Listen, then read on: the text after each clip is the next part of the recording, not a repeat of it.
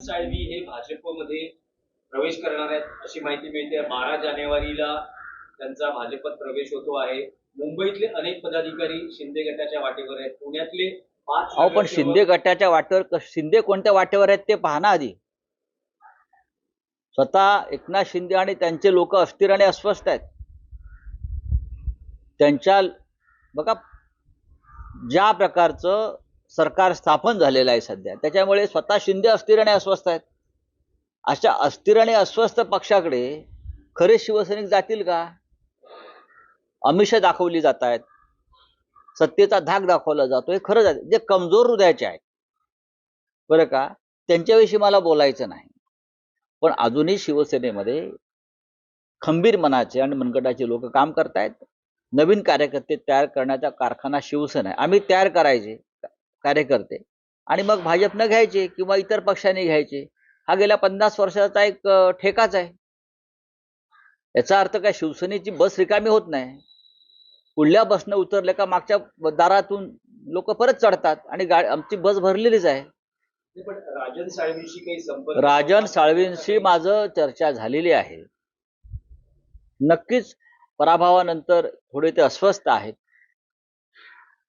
संपूर्ण महाराष्ट्रामध्ये अशा प्रकारे आमचे पराभव झाले आहेत, राष्ट्रवादी काँग्रेसचा पराभव झाला। त्याची कारण आम्ही शोधतो आणि कारणही माहित आहेत।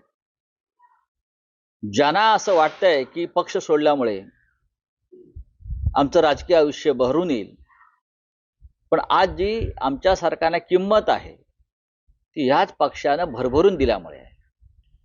राजकीय जीवनामध्ये एखादा पराभव वाटायला येतो, तो जर पचवायची हिंमत कोणामध्ये नसेल तर त्याने स्वतःला बाळासाहेब ठाकरेंचा शिवसैनिक मानू नये। हिंदू हृदय सम्राट बाळासाहेब ठाकरेंनी स्वतः असे अनेक जय आणि पराजय पचवलेत। आम्ही त्याचे साक्षीदार आहोत। आमच्या वाट्याला विजय कमी आणि पराभव जास्त आलेले आहेत आणि त्यातून आम्ही आजही उभे आहोत। पण आज जी आमच्या सरकारला किंमत आहे ती ह्याच पक्षानं भरभरून दिल्यामुळे आहे। राजकीय जीवनामध्ये एखादा पराभव वाटायला येतो, तो जर पचवायची हिंमत कोणामध्ये नसेल तर त्याने स्वतःला बाळासाहेब ठाकरेंचा शिवसैनिक मानू नये। हिंदू हृदय सम्राट बाळासाहेब ठाकरेंनी स्वतः असे अनेक जय आणि पराजय पचवलेत। आम्ही त्याचे साक्षीदार आहोत। आमच्या वाट्याला विजय कमी आणि पराभव जास्त आलेले आहेत आणि त्यातून आम्ही आजही उभे आहोत। तुम्ही 4-4, 5-5 वेळा आमदार, खासदार, मंत्री झालेले लोक एका पराभवामुळे खचून जाता आणि चुकीच्या मार्गाने निघून जाता तर तसा विचार करता। मला असं वाटतं की ही माणुसकीही नाही आणि ही नीतिमत्ताही नाही। राजन साळवींविषयी म्हणाल ते कडवट शिवसैनिक आहेत।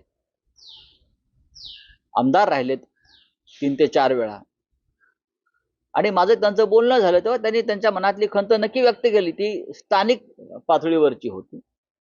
माननीय उद्धव ठाकरे त्यांच्याशी बोलतायत, पण हे दिवस जातील, दिवस तसेच राहत नाहीत।